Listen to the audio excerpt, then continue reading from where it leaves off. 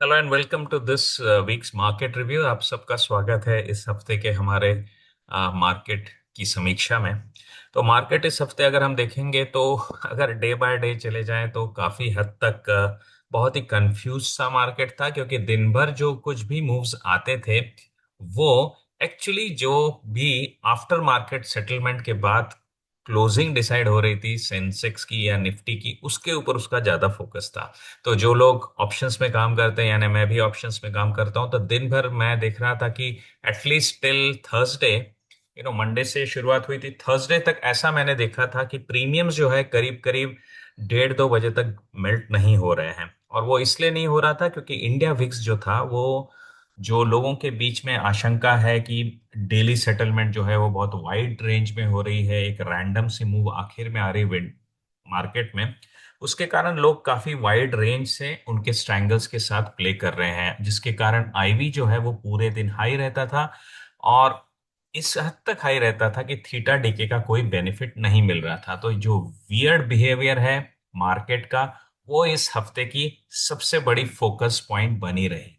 लेकिन इस सब नॉइस के बीच में एक इंपॉर्टेंट पड़ाव है जिसको हमारे मार्केट ने पॉजिटिवली क्रॉस किया है, जो कि ज्यादा डिस्कस नहीं हुआ है। और सेक्टर में अच्छे रोल ऑन्स हुए हैं। एक सेक्टर है जिसको मैं टर्न अराउंड की दृष्टि से देख रहा था, उसने कंफर्म्ड मूव दे दी है। और एक सेक्टर है जिसको हमने रिसेंटली छोड़ा था कि वीकनेस दिख रही है, उसने फिर से अच्छा रिवर्सल्स दिया है। और जो चल रहे हैं सेक्टर, उनमें दो सेक्टर्स ने अभी भी अपनी स्ट्रेंथ अच्छे से बनाई हुई है, जहां पे I am not at all worried, I am actually looking forward to taking more profits. तो पूरी की पूरी डिटेल सुनेंगे, समझेंगे कि मार्केट की चाल इस हफ्ते कैसी रही है और आने वाले दिनों में हमको किन चीजों के ऊपर नजर रखनी है। तो आप सबका स्वागत है मार्केट की चाल मिलिंद के साथ। मैं आपके साथ पूरा डिस्कशन शुरू करूं इसके पहले फ्रैंकली डिक्लेयर कर देता हूं कि जो कुछ भी मैं यहाँ पे आप सबके साथ शेयर कर रहा हूं वो सिर्फ और सिर्फ लर्निंग पर्पस के लिए है। ये जो कुछ भी डिस्कशन है यहाँ पे मैं कोई भी आपको टिप्स नहीं दे रहा हूँ मार्केट में। मैं ओवरऑल मार्केट की जो हालत है वो आपके साथ शेयर कर रहा हूँ, और उसको देखते हुए हम किन सेक्टर्स के ऊपर फोकस कर सकते हैं, मार्केट में पॉजिटिव रहना है, निगेटिव रहना है, डिफेंसिव रहना है, एग्रेसिव रहना है, वो मैं यहाँ पे डिस्कस करने वाला हूँ। इस दौरान अगर किसी स्टॉक या सेक्टर का नाम आ रहा है तो make it sure that you are not going to buy it और sell it based on my decision, क्योंकि मैं सेबी रजिस्टर्ड नहीं हूँ। और सेबी कहता है, रेगुलेटर कहता है कि अगर आपको कंसल्टिंग लेनी है, हेल्प लेनी है, तो definitely you should approach the registered advisors, the registered RA और आए with the SEBI, right. That said, चलिए जानते हैं ये हफ्ता हमारे लिए कैसा रहा है। इस हफ्ते की जो शुरुआत है, मैं थोड़ा सा ग्लोबल व्यू की तरफ पहले जाऊंगा, और उसका मेजर रीजन क्या है। तो इस हफ्ते के जो विनर्स मैं देख रहा हूं ओवरऑल ग्लोबल एसेट्स की तरफ से, तो क्लियरली दिख रहा है कि निफ्टी छोड़ करके बाकी चीजों ने अच्छी मोमेंटम दी है, जिसमें है big seven companies of the US, दूसरा नाजडैक, सिल्वर बीज, इवन S&P टॉप 50 ने, गोल्ड बीज ने। तो इंडिया छोड़ करके जो बाकी के एसेट्स है, they have given very very good move. इसमें से हमारी नजर तीन चीजों पे थी जिसको कि हम रिटेन करते हुए जा रहे थे अपने एलोकेशंस में। That was mainly the MAFANG, MON 100 and gold. तो इनको मैं कंटिन्यू कर रहा हूं। इनफैक्ट इस हफ्ते इन सब ने ये बता दिया है कि वो कन्विक्शन जो है that is working out well. Okay, मैं कभी भी इस पॉइंट पे नहीं रहूंगा कि मेरी बात सही निकली है। It is just that things have worked according to our analysis. ये ऐसा हर बार नहीं होता है। जब नहीं होता है मैं स्टॉप लॉस लेकर के निकल जाता हूं, लेकिन अब हो रहा है तो I am continuing to run up with those positions. Gold में आपको याद रखना है, काफी इंपॉर्टेंट, काफी अच्छा ब्रेकआउट आया है। This is the most important part that you will have to remember, that in terms of gold, if I look at it, gold has given a very good breakout. So if it is not in your portfolio, this is the time when you should look at it definitely.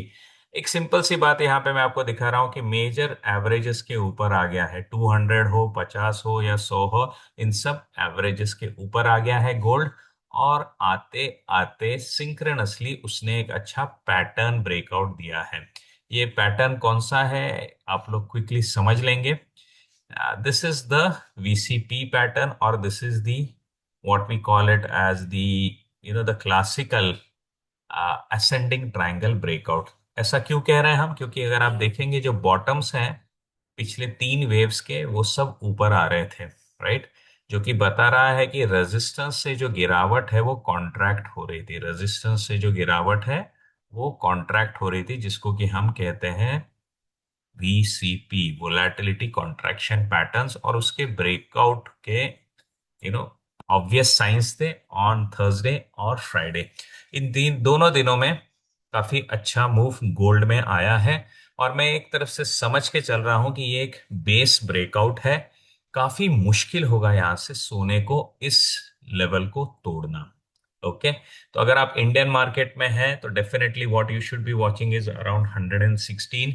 इसके ऊपर strength बना करके gold के चलने के काफी chances है। अगर आप US डॉलर में सोने को ट्रैक कर रहे हैं तो 4200 USD is the equivalent number. तो 4200 USD के ऊपर जब तक गोल्ड है, एक बहुत अच्छे बेस के ऊपर गोल्ड है। And this is something where I can see for the year at least 10 to 15% return आ सकता है। No commitment. अगर ये स्लिप होगा, ट्रेंड बदल देगा, तो हम यहां से एग्जिट कर लेंगे। But this is one of the most important global asset which has showed the positive move, right? Coming to the American indices, तो अमेरिकन इंडाइसेस में earlier part of the week में बहुत अच्छी स्ट्रेंथ थी। तो अगर मैं earlier part of the week बोलता हूं तो you can observe till Monday Tuesday Wednesday काफी अच्छी स्ट्रेंथ थी यूएस मार्केट में, and that was coming from all kind of sectors, that is IT, non IT also. तो यहाँ पे आपको दिखेगा जैसे ही यूएस ने बोला कि they are again trying to get an agreement with Iran, bombing हम रोक रहे हैं, वहां से क्रूड भी फिसला और यूएस मार्केट में एक पॉजिटिव मूव आई है। So this has been a very strong move जिसने एक्चुअली डो जोन्स को ऑल टाइम हाई क्रॉस करवा दिया था। लेकिन थर्सडे फ्राइडे को ये थोड़ा बहुत ठंडा पड़ा है, but otherwise earlier part of the week ने इसमें बहुत अच्छे स्ट्रांग मूव्स आए थे। सिमिलर स्टोरी आपको दिखेगी नैस्डैक में भी। earlier part of the week solid recovery, or next 2 3 days it has been just consolidating at its range high। Chances हैं एक्चुअली, यहां से मैं समझ करके चल रहा हूं कि Nasdaq as well as your Dow Jones में पॉजिटिविटी एक्सपेक्टेड है। मेनली एक इवेंट था दैट वाज स्पेसएक्स। तो स्पेसएक्स के जो अर्ली इन्वेस्टर्स है उनका लॉक इन पीरियड खत्म हो गया है, तो उसके कुछ रिजर्वेशंस थे। फिर रिजर्वेशंस थे कि एफडीआई, उनके आरबीआई की, फेडरल बैंक जो है उनका उनके कैसे रेट्स के रिएक्शंस रहेंगे। तो rates they have held on, और उसी के बाद से आपने देखा है कि एक तरफ डॉलर वीक हुआ है, डॉलर वीक हुआ है जिसके कारण आपको दिख रहा है कि यहाँ पे इंडियन रुपीस में काफी हद तक स्ट्रेंथ आ गई है, जो कि इंडिया के लिए पॉजिटिव था because it has led to the incoming of FII. तो यहाँ पे अभी आपको मेनली दिखेगा कि जो यूएसडी में वीकनेस आया है, उसी के कारण रुपी जो है overall earlier part of the week में काफी हद तक इम्प्रूव हुआ। थर्सडे फ्राइडेज को जाकर के इसमें थोड़ा सा वीकनेस आया है। और इसका रीजन क्या है? इसका रीजन यही है कि फिर से जाकर के यूएस के जो यील्ड्स हैं उन्होंने बढ़ना चालू किया था। यूएस के यील्ड्स ने जो बढ़ना चालू किया है, that has created nervousness on Thursday as well as Wednesday. लेकिन फ्राइडे के उसमें माइनर करेक्शन आया है, तो नजर अभी भी जो है ना वो यूएस के यील्ड के ऊपर बनी हुई है। जो कुछ भी ईरान के साथ डीलिंग्स हो रही है, वहां तक अभी भी ईरान ने कुछ कंफर्म नहीं किया है कि they are dealing with US, they are mainly dealing with Oman. और अभी भी उनका काफी पुश है यूएस के ब्लॉकेट्स को कंटिन्यू करने का। यूएस और इसराइल से जो आने वाले शिप्स हैं या उनके लिए ट्रैवल करने वाले जो शिप्स है थ्रू द होर्मुज, उनको ब्लॉक किया जाएगा। और जिसके कारण अगर आप देखेंगे ब्रेंट में end part of the week में फिर से जंप आया है। एक कोरिलेशन अभी भी बन रहा है, और वो क्या है? वो ये है कि अगर किसी कारण से क्रूड ऊपर जाता है तो यूएस के बॉन्ड यील्ड भी ऊपर जाते हैं और डॉलर भी ऊपर जाता है। तो नजर अभी भी क्रूड के ऊपर बनाए रखनी है। फॉर एनी रीजन, अगर क्रूड ऊपर आएगा तो यूएस डॉलर स्ट्रांग होगा, इंडियन रूपी वीक होगा, और उसके कारण एफआई का जो इन्फ्लक्स हो रहा है वो भी निगेट हो सकता है। और ये इम्पैक्ट यहाँ पे अच्छे से कोरिलेट हो रहा है। आप देखेंगे earlier part of the week में मंडे ट्यूसडे को एफआई का इन्फ्लो था, वेनेसडे थर्सडे यहाँ पे आपको निगेटिविटी दिखाई दी है। तो इंडियन मार्केट अभी भी मोमेंटम के लिए काफी हद तक एफआईएस के ऊपर डिपेंडेंट है। तो अगर आप निफ्टी को ट्रैक कर रहे हैं, again I am coming to the term, अगर आप निफ्टी को ट्रैक कर रहे हैं तो आपको नजर बना के रखनी है क्रूड के ऊपर, नजर बना के रखी है यूएस डॉलर के ऊपर, क्योंकि उसमें आने वाली स्ट्रेंथ जो है वो निगेटिविटी ऐड कर देती है हमारे निफ्टी में।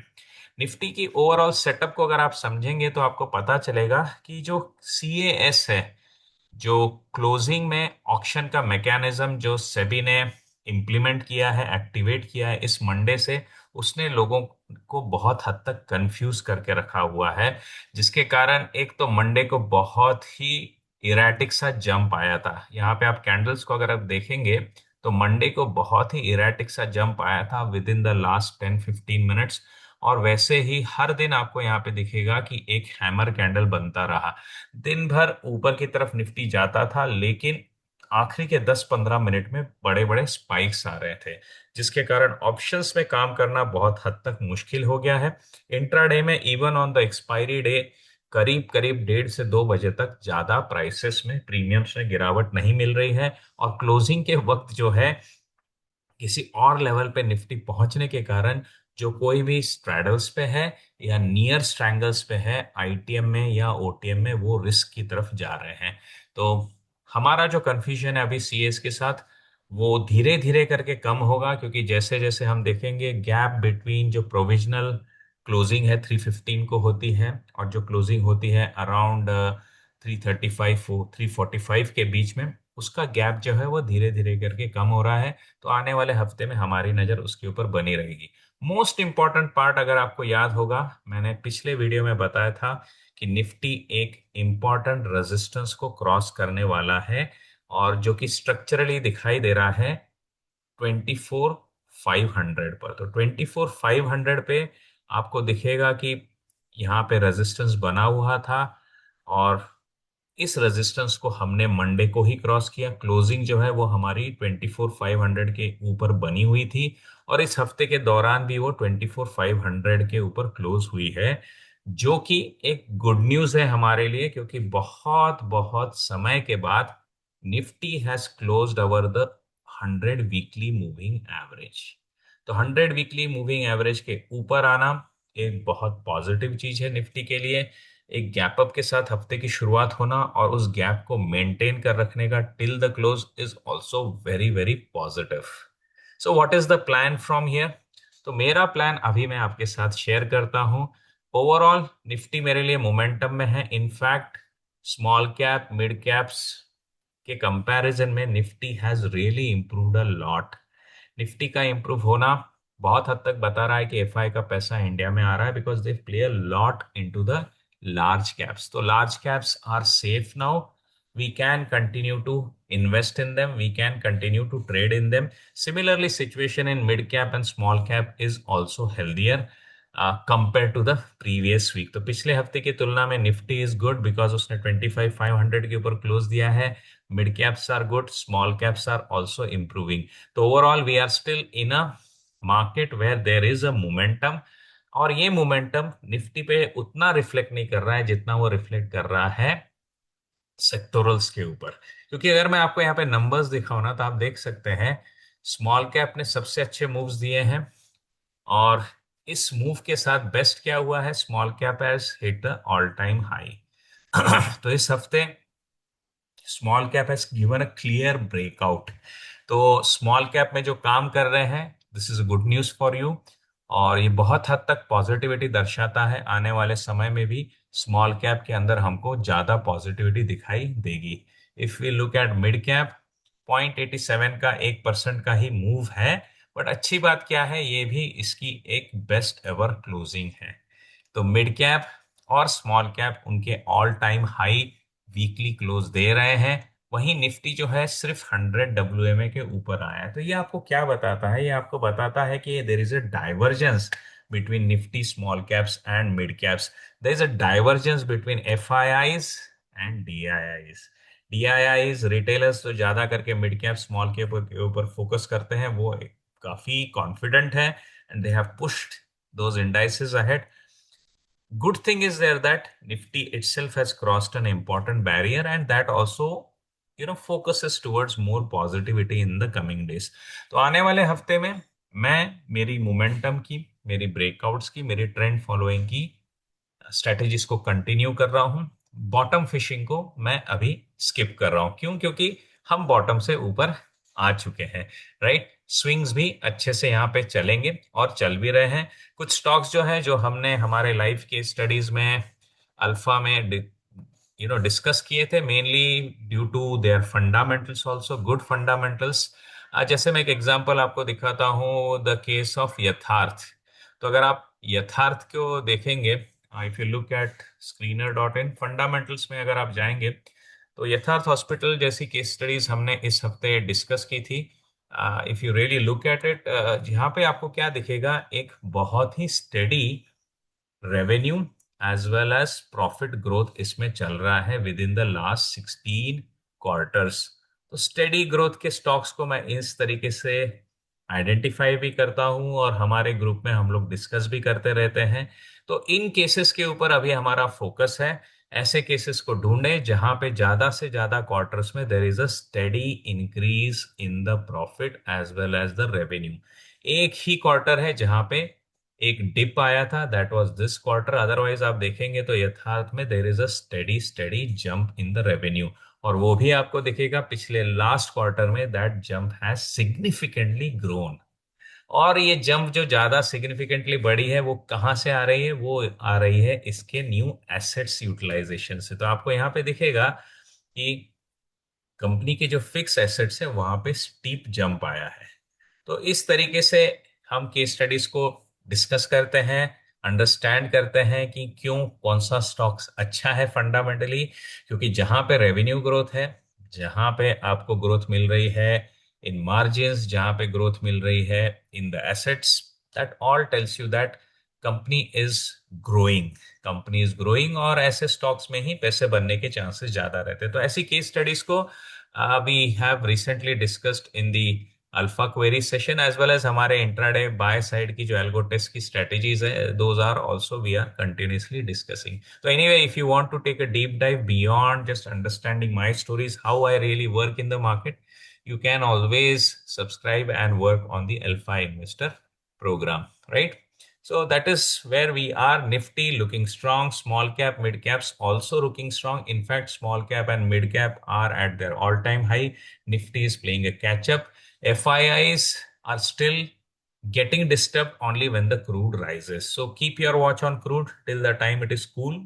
It is good for our markets. That is good for our play going forward. So this is what is the summary overall that I have for you. That yeah, in the global assets, definitely focus on gold, focus on the upcoming turnaround in the US market also, क्योंकि US market में भी अगर आप देखेंगे, I'll quickly take you towards the US market also. तो if you look at US market, यहाँ पे interesting चीज मैं आपको बताऊंगा, जो टर्न अराउंड, जो चेंजेस आ रहे हैं इवन द टेक्नोलॉजी साइड्स में भी। Even the technology indices, they have started giving good moves.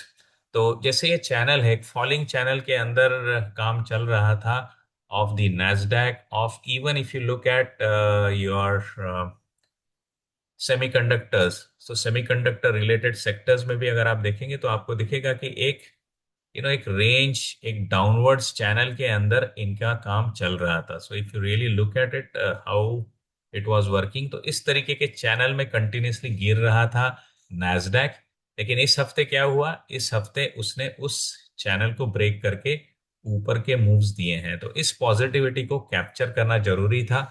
सो इस हफ्ते हमने फोकस किया to adding more on the Mafang and Mon 100. So all these concepts, why we are doing it, what way it is working out, These all get discussed in the Alpha Investor program. So if you're really interested, you can take a deep dive on it. So focus remains good strength in the US market, good strength in the gold bees, and good strength overall in the Nifty. Where is it that we have to focus now?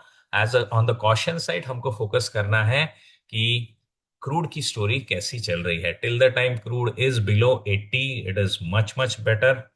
वहां से अगर इसने ऊपर आना चालू किया तो that is what is going to bother us, because rupee weak होगा, एफ आईज बाहर निकलेंगे. But chartically, technically, all is well. We can work around the momentum strategies, breakout strategies, as well as the trend following strategy, right? So we will move on here with the silver and platinum members around the sectoral strengths. So beyond this, we will look at the sectoral strength, how which sectors are showing strength. जैसे मैंने आपको बताया था, मेरे typically जो दो sectors है जिसके ऊपर फोकस था कि उनके अंदर स्ट्रेंथ बनी रहेगी, तो that has really gone very well. Turn around में से दो सेक्टर्स है जिन्होंने अच्छा टर्न अराउंड भी दे दिया है. एक सेक्टर को हमने वीकनेस के लिए छोड़ा था, बट उसने भी क्विक बाउंस देने के कारण हमने उसको अराउंड थर्सडे फ्राइडे को ऐड किया है. तो all that is something that we will discuss on the other side with the silver video that is just coming up. So take care, guys. The coming week is good. Stay positive, continuing with your momentum as well as the trend following strategies. Take care.